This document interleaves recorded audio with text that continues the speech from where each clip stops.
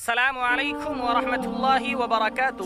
ناظرین و سامعین، آج اپنے آبائی کھیت میں تشریف کی سعادت میسر ہوئی ہے تو یہاں ایک طرف سبززار کھیتی لہلہاتی ہوئی نظر آ رہی ہے تو وہیں ان کی سرسبز و شادابی میں ان جفاکش مزدوروں کی جفاکشی محسوس ہو رہی ہے جو صبح سے شام تک اپنی فصلوں کو آباد و تیار کرنے میں بڑے مجاہدے سے کام کرتے ہیں اور پسینے میں شرابور ہوتے ہیں۔ تو اس وقت نبی کریم صلی اللہ علیہ وسلم کا وہ فرمان یاد آ رہا ہے کہ آپ علیہ الصلاۃ والسلام نے فرمایا کہ اس آدمی سے بہتر کسی نے نہیں کھایا کہ جس نے اپنی محنت مزدوری کر کے اپنی ہاتھ کی کمائی سے کھایا ہو۔ اور ویسے بھی مزدوری اور مزدور طبقے کی نبی کریم صلی اللہ علیہ وسلم نے بڑی ستائش کی ہے۔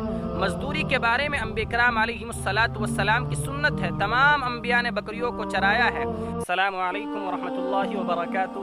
آج بعد نماز عصر اپنے آبائی کھیت میں آنے کی سعادت میسر ہوئی ہے تو یہاں سبززار کھیتی کو لہلہاتے ہوئے دیکھا اور جفاکش مزدوروں کی جفاکشی دیکھی کہ جو اپنی فصلوں کو آباد و تیار کرنے میں لگے ہوئے ہیں۔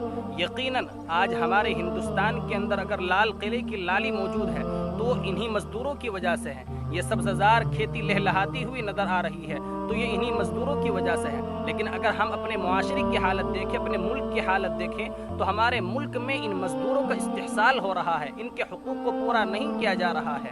اگر یہ مزدور اپنی مزدوری اور اپنی جفاکشی کو چھوڑ دیں تو یقیناً یہ معاشرہ اور یہ ملک کسی بھی قیمت پر چلنے والا نہیں ہے۔ اگر ہمیں کھانا مل رہا ہے تو ان مزدوروں کی وجہ سے، اگر ہمیں پینا مل رہا ہے تو ان مزدوروں کی وجہ سے۔